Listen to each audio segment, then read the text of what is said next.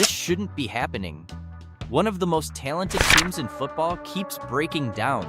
Different seasons, different players, same outcome. Even the toughest players don't seem immune. Fans blame bad luck. The NFL blames the game. But that doesn't explain this. Because when you line everything up, it stops looking random. Tonight, we're going to follow the pattern and ask a question nobody seems to want to answer. When injuries keep happening, the easiest answer is bad luck. The problem is, luck doesn't repeat itself like this. Since Kyle Shanahan arrived in San Francisco, the 49ers have become one of the most demanding teams in football. Smarter, faster, and more physical than most teams are willing to be. Shanahan has a phrase he comes back to again and again: building calluses. The idea is simple: push players harder in practice, so games feel easier. More reps, more contact, more stress on the body, early, often, and deliberately. The goal isn't punishment, it's preparation. And to be fair, it works. When healthy, the 49ers are one of the most physical teams in the NFL. They overwhelm opponents. But there's a trade-off. Because the human body only adapts so much, stress builds strength, but it also builds fatigue. This isn't just one position, it's tight ends, running backs, defensive linemen, players whose jobs already demand constant contact. And when you look closely, the workload alone doesn't explain everything, because practice is only one kind of stress. And it isn't the only thing these players are being exposed to. When teams talk about injuries, they usually focus on one thing: how hard players are worked. But that's only part of the equation.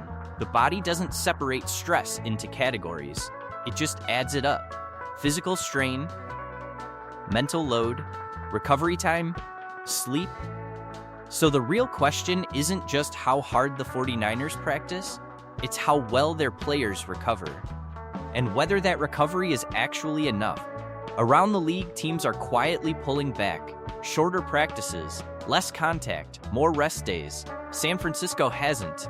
Intensity creates an edge, but it also narrows the margin for error. When recovery slips even a little, the body doesn't break all at once. It breaks gradually. That's what makes the 49ers' injuries stand out. They don't happen evenly, they cluster. And clusters usually mean something systemic. Recovery isn't just about what happens on the field, it's shaped by everything around it: facilities, schedules, travel, even the spaces players spend most of their time in. Most of these factors are easy to measure: hours practiced, snaps played, days off. Some aren't.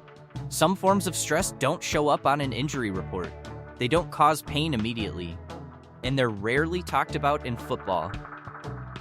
But that doesn't mean players aren't feeling them. When elite athletes keep breaking down, it's almost never one thing. It's what happens when multiple pressures stack up and never fully release. At this point, it helps to step back, because injuries happen to every team, every season. But not in the same way. When you compare the 49ers to the rest of the league over the past several years, one thing keeps standing out: not just total injuries, but time lost, and how often key players miss extended stretches. This isn't a single outlier season. It repeats across different rosters, different positions, even as other teams fluctuate year to year. That's unusual, so you start eliminating variables. It's not one injury-prone player, it's not one unlucky season, and it's not unique to a single position group, which brings the focus back to the one constant: the environment these players are in, day after day, hour after hour. Modern training facilities are filled with technology. Wireless systems, tracking equipment, communications infrastructure, all of it operating within regulated limits. What makes the 49ers facility different is what's nearby. In addition to standard stadium and facility systems, there's another major installation in close proximity, one that contributes to a higher baseline of non-native electromagnetic activity than is typical.